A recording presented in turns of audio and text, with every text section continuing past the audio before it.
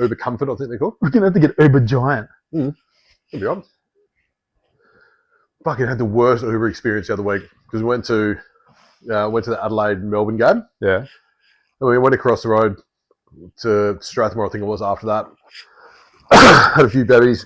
It's hard, I get it, for an Uber driver when it's in the city because, like, especially out front of the cast, there's not much room to park. But he rocked up and I couldn't see him. So I sent him a message. I'm like, whereabouts are you, mate? I'm just out the front of the casino. Went back across the road. And he's like, I've arrived. I'm like, no, I know I can see that on here. Where are you, though? Like, because I'll come to you. And he's like, I've arrived. I'm like, yes, I know that. I can see that. Where are you? I've arrived.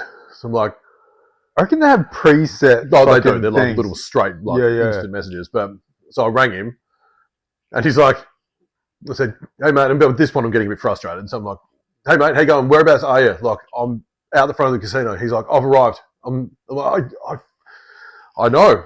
Where are you, though? Like, I can't see you. I know what your number plate is because I've got it on the app and I can't see you. Where are you? I've arrived. I just fucking hung the phone up. I'm like, walked around for a little bit. Couldn't see him. There's nothing more frustrating than being like, I have no idea where I'm going. Am I going in the right direction? Yeah. Is he here? But for him to just go, I've arrived again. Like, this is him saying it now, not just texting. He literally said it in... Like, because I rang him. He's like, I've arrived. I'm like, that's when I hung up. And I was walking around and I couldn't find him again. So I fucking rang him back. And I'm like, and I'm trying to be like super... I was inwardly raging, but outwardly like probably mildly frustrated. And I'm just like, mate, I'm like not trying to be rude, but where are you? Like, I'm walking around and I can't find you. And he just hung the phone up.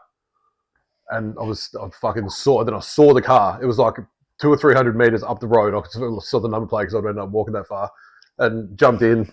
He's like, I won't do the accents, but like, hello, sir, how are you? And I'm just, good. Let's go. Again, we were coming along the freeway, and he was doing, I think, 95, 100, and it's 110.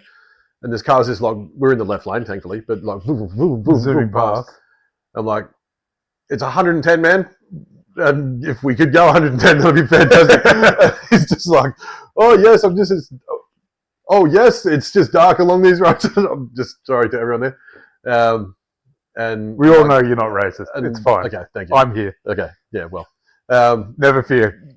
A brown man's here. Oh, yes. But I'm just like, mate, it's just one way. Like, you're not going to crash into anyone. Like, just go the speed limit if you can. Like, I really need to take a piss. It's just like, okay, sir. Stayed on 100. I'm like, you know what? I'm not going to argue with this guy anymore, man. I'm like 10 minutes from home. I'll just focus all my energy onto not pissing myself, and got home. But I like walked up and into the house and said to Jen, "Fucking, there was nearly a murder tonight." Like, it was so cool, unbelievable. What's your Uber score? I don't even know. 4 point. I would like to think of 5, but we just 3 point. You'd never know, mate. I'm generally pretty good. How do you tell? Why have you got so many Mario noises on your phone? Well, the ringtone's Looney Tunes. Ah, yes, right. And then Mario's the thing. I think it was just like options of what I could.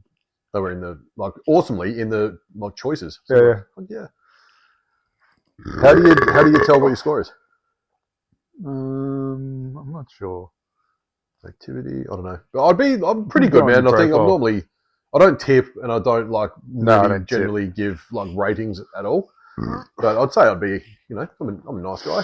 Yeah, I'd be a 4, I reckon. Bloody oath. Yeah. I don't give myself a 4. I don't tip, but they get paid fucking shitloads. Uber drivers get paid fucking heaps. Particularly if it's their like only income and they're just picking people up left, right, and centre. Yeah, I think they make pretty close to $3,000 a week if they're doing if they're doing regular trips. I think I would go insane though on the road. You've started driving. You couldn't be a taxi driver? No.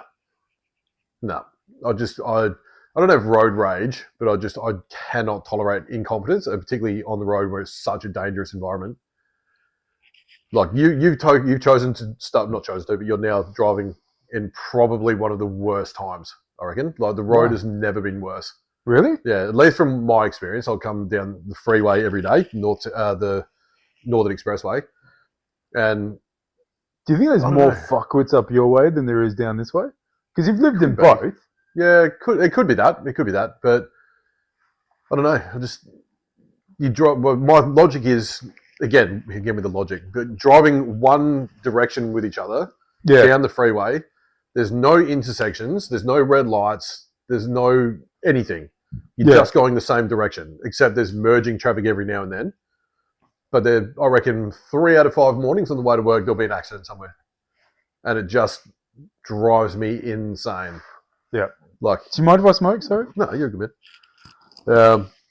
But yeah, you could be right. It just could be the area that I'm in. But even people don't seem to think before they try to merge in. Even in the city, before they merge, they'll like indicate and then go, as opposed to. Oh, that happens all the time. Yeah, it happens down here as well. It's fucking crazy. Yeah, it seems like I don't know. And I often try to think why. Like, why is it so bad? Am I just not imagining it? But am I, perhaps catastrophizing it a bit? But my theory is like.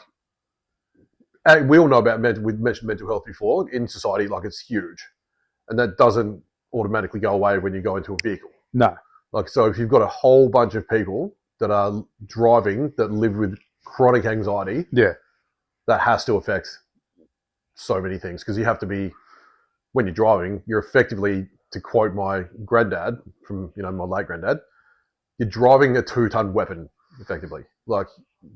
It's a good way to look at it. Yeah, like the most. It's a guided fucking missile. Literally, like the most minor lapse in concentration or distraction, and like that's it. And you can affect not only yourself but so many other people's lives as well. And you drive past just people on the side of the road, and their cars are like totaled. And not 90% of the time, but a big portion of the time, that's probably through just dangerous driving. Do you see lots of wrecks? Accidents on the 110 roads? Yeah, there's a few. Like they generally. So what do they hit? Do they just hit each other, or do they hit? It's tailgating, I think. Is it Yeah, tailgating's the thing. I just don't understand it, dude. Like I give so much space, and then fucking someone will come in, and I'm like, yeah, all right, that's fine. Then I'll drop back, and then someone else will pop in, and it's like, all right, well, I'll drop back a little more. Like I always do the 3-car rule. Yeah, where you can like, you always I believe you have to like know that if the car in front of you stops suddenly, you should be far enough away to avoid hitting it. Yeah, and the 3-car length is a good one for that. But you see it all the time, and particularly in the wet conditions up there, because parts of the road are, I don't know why they've done it, but they're almost like riveted parts of the road. Yep. And it's a different color, so when it's raining, but if it's still like dusk, it's really difficult to see because you get a lot of like the sky almost blends in with the road, and if it's raining as well, then your windscreen is getting blocked no matter how good your wipers are. And people will just drive right up your ass, and they'll sit there and they'll like weave like this and try to intimidate. And I'll just sit there, and at that point you sort of go, it's going to be what it'll be now. Like I'll just stay calm, and if they're going to run up my ass, I'll run up my ass, and I'll have to deal with that. But just I think the key is not panicking. But yeah, I largely not ignore, but like. I don't really give a fuck what's going on behind me. Like, if you're fucking being an idiot, that's your fucking problem. It's not my fucking problem. Yeah. Like, if I'm going to I won't pour on my brakes or anything. Like, I'll brake slowly. Like, I'm not like a fucking super hard brake or anything. But I'm just like, fucking, if you're going to be up my ass, you're going to have to fucking react to everything that I'm fucking doing. Yeah. This is not rally car. No. But that's where my concern with that is, though, their mentality is aggressive. Like they're not worried about they're going to have to react because in their head they're already doing the right thing. Yeah, and that's where it's so dangerous for everyone around because like people, you can see in the rearview mirror like boosting it from behind you, weaving in and out of lanes, and it just automatically creates a bit of a like oh shit, like you don't know what's going on. So for someone who's already vulnerable on the road, like mentally not unstable even, just vulnerable, it's dangerous. It's really really dangerous. Do you deal with a lot of vulnerable people in your job, like mentally vulnerable people? Yeah, for sure. Is it mostly mentally vulnerable, or is it mostly physically disabled that you deal with? Mostly mental, I would say, for sure. I would say the big majority. There's lots of comorbidity as well, which will have both. So you'll have like mental and physical, or multiple different types of mental, or multiple different types of physical. but it's without a doubt just off the top of my head, it would be anxiety and depression would be the main two, definitely.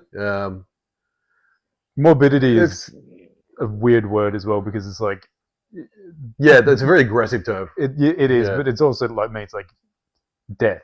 Yeah, I don't know if it means comorbidities is like if you're overweight, you have heart problems. That's like leading to a potential like morbidly obese type thing. Yeah. Comorbidities are perhaps it's an excessive term, but it is the term it's though. The term. Yeah. So like it's the general way of you saying that. Yeah, it's acceptable. It's actually issues. like the official term. It's like it's put that in. When you hear it coming from say different departments, they'll refer to it as that. And yeah, it does seem quite aggressive. But even the word disability does my head in a little bit, and it's not to go like, I know you've got to put a label on everything. Yeah, but it just seems like a very negative connotation. Like, yeah, it's basically just saying removing the ability from something. Yeah, and while that may be the case, it's sort of if you were able, like I'm, yes, I am able because I don't have any disabilities. Yeah, but like it's to say that it makes it sound like you're less than. That's exactly right. That's a really good way of putting what I was trying to say. Yeah, which is not a fact. No, like you can be disabled and still be absolutely able to do heaps of different 100%. things. So you've got one hand. Yeah. Technically, you're disabled. Yeah. But you're able to do everything everyone else is able to do. Like drink a beer. Yeah. Yeah, I think I was lucky though, because my hand that I did lose in my accident was my non-dominant hand. So that was a huge, if you're looking at it as, it's a huge win, I think, from a pretty shit situation. Yeah. If it lost the left hand, that would mean relearning pretty much everything. Yeah. Even from, it's going to sound very, off the cuff, but learning how to wipe your bum again. You know what I mean? That sort of stuff initially. Because whoever might be listening to this, try to do everything that you normally do with your dominant hand, with your non-dominant hand, and just the level of how the difference in your brain and how they connect is so different. And yeah, had to relearn everything again, would have been much worse. But so I was lucky in that regard. Apparently, it's very good for your brain to do that anyway, to try and use the other parts of your brain, because your other side of your brain is the bit that you use for that side of your body. So yeah. So you're using your right side of your brain for your left hand. Yeah, exactly. It's weird, isn't it? So are you right brain then? I think I must be. Right brain dominant kind of thing? Yeah, because if it's the opposite to what my dominant side is, then yeah, it would be, I guess. Yeah. And what's really gnarly is that like your thumbs use so these fingers use a certain amount of your brain, right? But your thumb uses more of your brain than all of these fingers combined. Yeah, right. Because of the flexation and the things that you do with your thumb. Yep. Like, and if we didn't have thumbs, we wouldn't be able to grip things. Yeah. And like the only other animals in the animal kingdom besides primates, I think, is like raccoons that can actually physically grab something. And if you ever see raccoons do weird shit like wash their food, and like that's a very human thing to do. Oh, for sure. We're not that far separated. Oh, no. Absolutely not. Yeah. And then when people talk about like, the animal kingdom is like, so this and they so that, we're part of the fucking animal kingdom. We didn't evolve from fucking nothing. We're literally part of everything.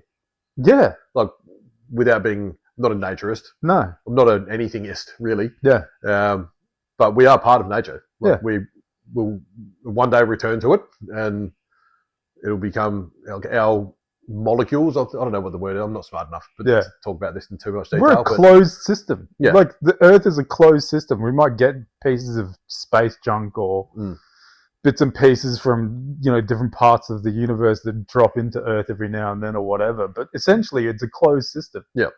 Like we all evolved. And the thing that is just so fucking mental to me is when you think about it, right? The first thing that from the primordial ooze, right, which is what everything evolved from, like the single cell What's organism. it called? Primordial ooze. Okay, I've never heard of that term. So it's like when there was like water and okay. there was water and shit everywhere, and then, like from that came the first life, like the first bacteria or first single-celled organisms that split into two, and then they split into two, and then keep on evolving. Yeah. So from that, there's been a never-ending link between us and that. Yeah, right. Do you know what I mean? It's crazy, isn't it? Because at some point, that's our like original ancestor. Yeah. Yeah. So like, we all evolved from that thing. So it was like that thing was our dad and mom, and then that was our dad and mom, and then our dad and mom, our dad and mom, and other things separated out from that. But if you follow that line and you go all the way back, to that primordial ooze from everything. Like, there's nothing on the planet that didn't evolve from that one thing. When did the planet become a thing? Big Bang. Well, what they reckon is that, like, there was just a whole bunch of shit that was floating around, and like things kept ramming into each other, and then it created like, gravity, and then from that gravity of that one thing, like more shit started pulling into that one thing, and then slowly that created a planet, and then that created its own gravitational field, and then we started gravitating around the sun, like growing as a result of that. Yeah, and then we just kept going. Wildest thing is we're now on that. Yeah, it's crazy, isn't it? Like when you think about I think of space. I used to, up until very recently, think of space as a separate thing. But you're in it. You're in it. Yeah, you're literally in it right now. Like your head is always in space. Like it's weird. It's so weird. And listening to various guests on a particular podcast, and they're just so passionate about it, and talking about the universe and everything that incorporates it, and where it may have started, or the theories of where it may have started, and how little even they know about where it's going to, what it is already, but let alone where it's going to end up and what's out there. So it's absolutely fascinating. Yeah, it's insane. Yeah. And like I think it was one of the physicists or something that said something like the rarest material in the entire universe is wood. Because it's not made anywhere else on any other planet. Like, it's... that we know of. Yeah. Yeah. But like... at least from what we know now. Yeah, it's like a carbon-based thing, but we use it all the time. Like, it's one of the rarest pieces of matter on the face of the earth. Like, in the universe, because it doesn't occur anywhere else. Yeah, it's crazy, isn't it? But it's so, like, it's so common here. It's everywhere. And we don't have them. So if aliens were to come down to Earth, I'd be trading a tree. Yeah, we should. If aliens came down to Earth, they'd be like, "Fucking, this tree stuff is fucking incredible." Oh, for sure. Like, because water occurs everywhere. You use it to put things in. Yeah, like, and you write stuff down on things that came from that tree over there. Yeah, it's crazy, isn't it? Because technically, wood is rarer than gold, diamonds, platinum, uranium, fucking all that stuff, because that occurs in other places.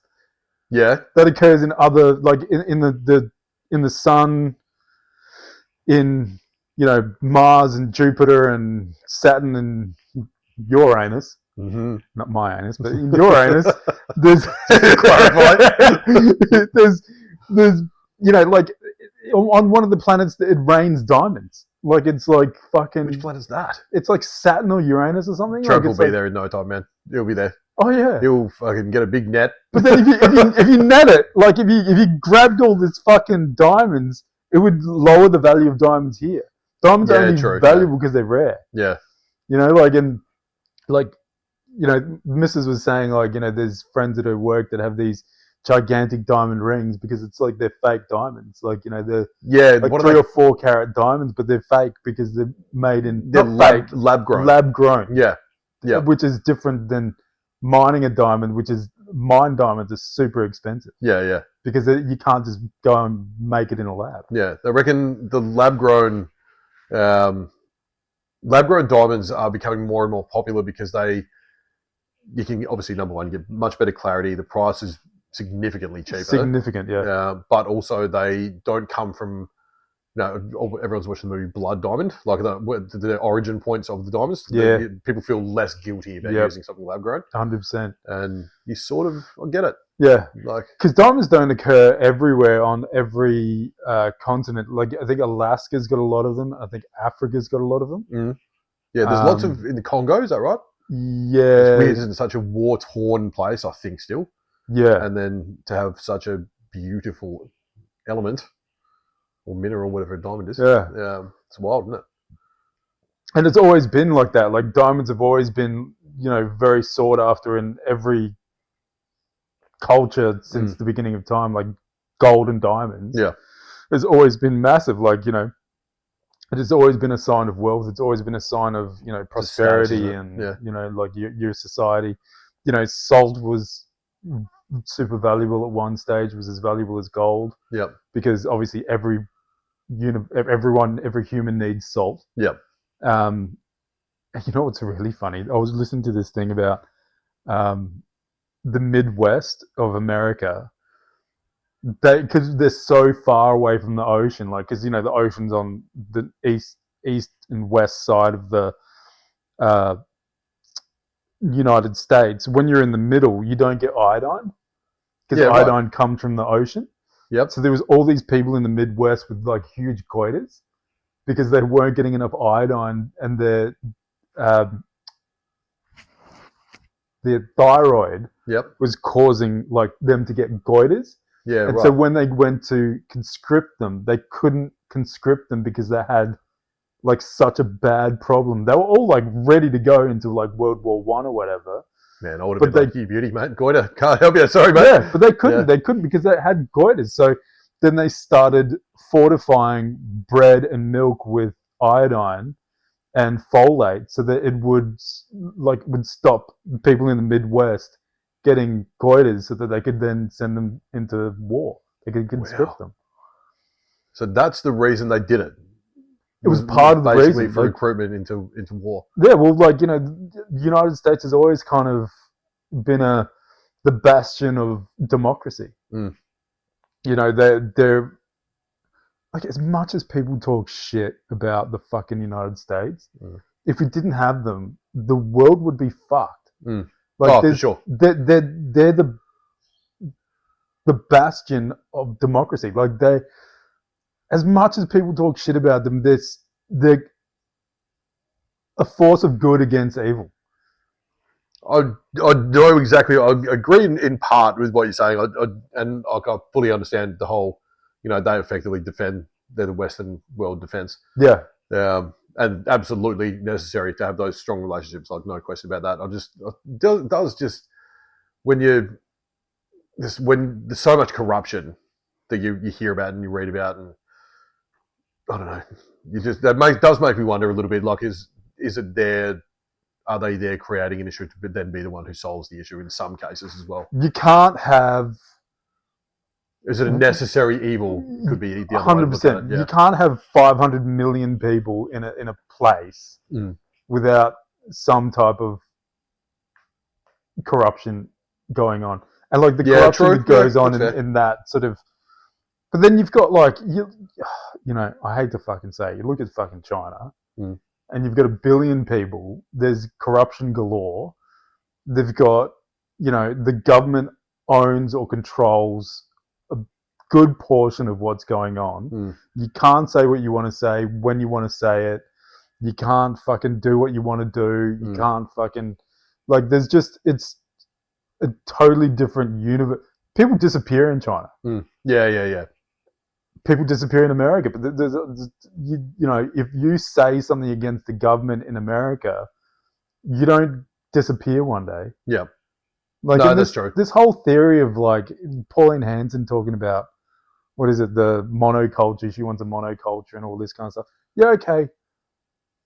You know, as an immigrant, we came over and we were like, you know, we brought our culture. We were Christian, which was, you know, whatever. But like, I know people that have come over and they're Muslim and Jewish and stuff. They don't want to bring their shit with them. They just want to be everyday Aussies. But like, you can't paint everyone with the same fucking brush. No, that's right. You know what I mean? Like Hindus, like, you know, I've got tons of Hindu friends. They've got tons of fucking Aussie mates. You know, the kids these days. You can't really be in Australia these days without having a mate from a different culture, I don't think. There's so many. It'd be weird if you did. Yeah. Like, you'd be a fucking very strange dude. I think a little bit where, you know, just mentioning and certainly have like no allegiance towards anything. Like I'm very, honestly, I do believe that it doesn't really matter too much who's in power necessarily at the time. I feel like that sort of, because it can be very temporary at times.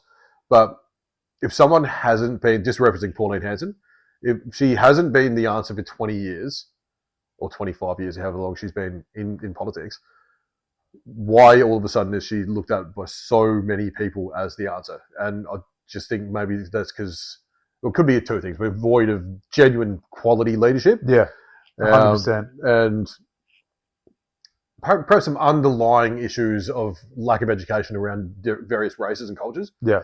And a fear there where there doesn't need to be a fear. So you see a fear and then you see someone who can allay those fears. Well, allegedly allay those fears. But to allay one fear could create so many more problems. Oh, and like you look at because I think it was a knee-jerk reaction after what happened in Bondi. Yeah. All of a sudden now Pauline's the answer to a lot of people. But I feel like that's dwindling a bit now. Yeah. But she wasn't the answer for so long. And why so many people willing to throw their trust in her all of a sudden?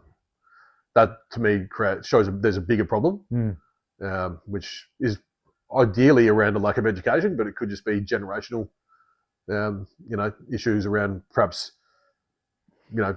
various opinions towards different races or racism. Yeah, being a thing. But it's funny because unless, like you say, you can't really tie everyone with the same brush. That's just ridiculous because number one, you're closing off so many options, like in terms of meeting quality people. But I think a lot of the time when someone has a particular opinion in negative manner towards a particular race, they probably haven't interacted with anyone from that race. Yeah. And all you have to do is have a chat to someone and you find out, not a bad bloke. Yeah. We've probably got more in common than we don't have in common. Yeah, exactly. Like, it comes down to values as well. Like, your values probably overlap more than you realize with 100% people from a different country than they don't. Yeah. There was, and a lot of to blame is media for sure. You're like, social media, yeah. Well, yeah, social media definitely. Yeah, it's huge these days. I mean, it's crazy. I'm not on. I think I have a Reddit account and Snapchat, and that's about it. But I really only communicate with Jen, my wife, and a few other people on that.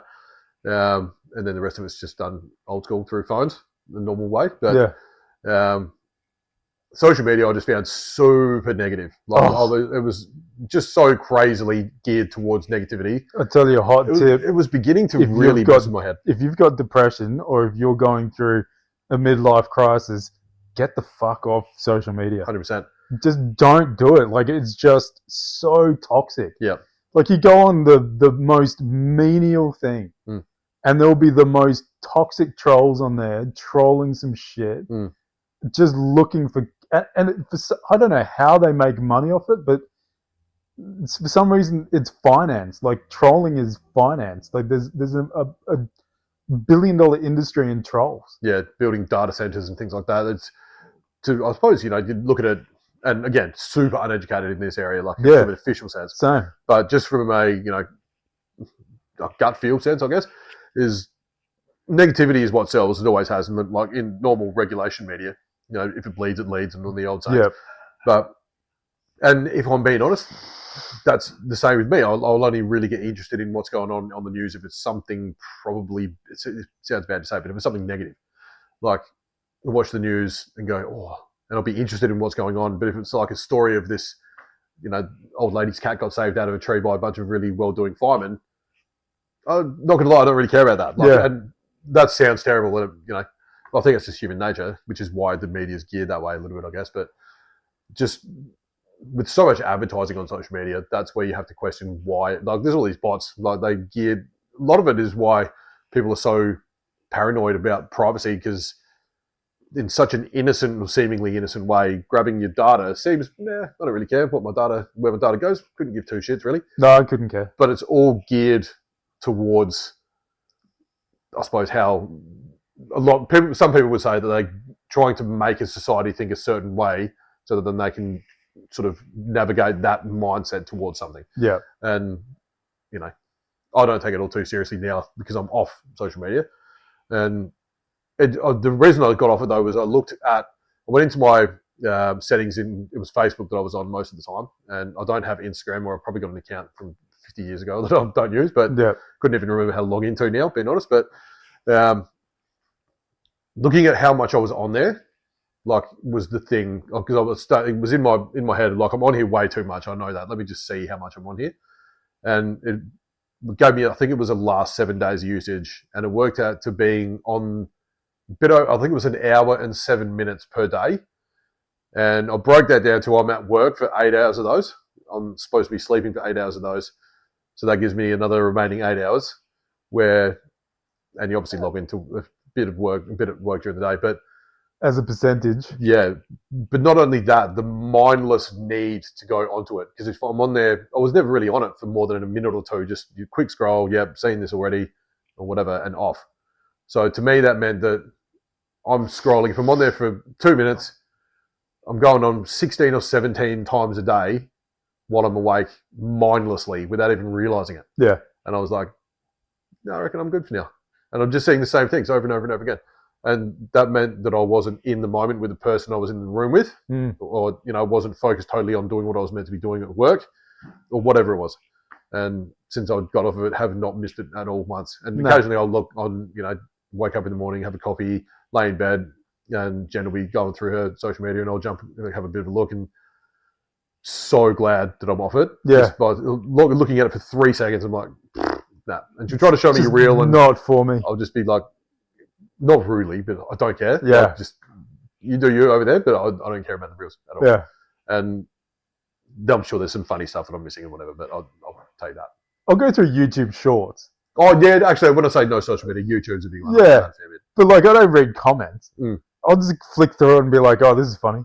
Do you know, like, up until probably a year ago, I didn't even know there was comments on YouTube. Really? Yeah, I would watch my content. I thought it was literally just a video platform. Yeah. And then I was like, what's this little thing on the side? And boom, sure enough, there's people commenting. And so I read some of them, and I'm like, I'm kind of annoyed that I know there's comments there now, because these people are, you know, for the most part, quite, you know, cruel. Yeah, like, and I'm dumber for knowing the fact that these people are actually commenting on this crap that I don't even really give a shit about. Yeah, 100%.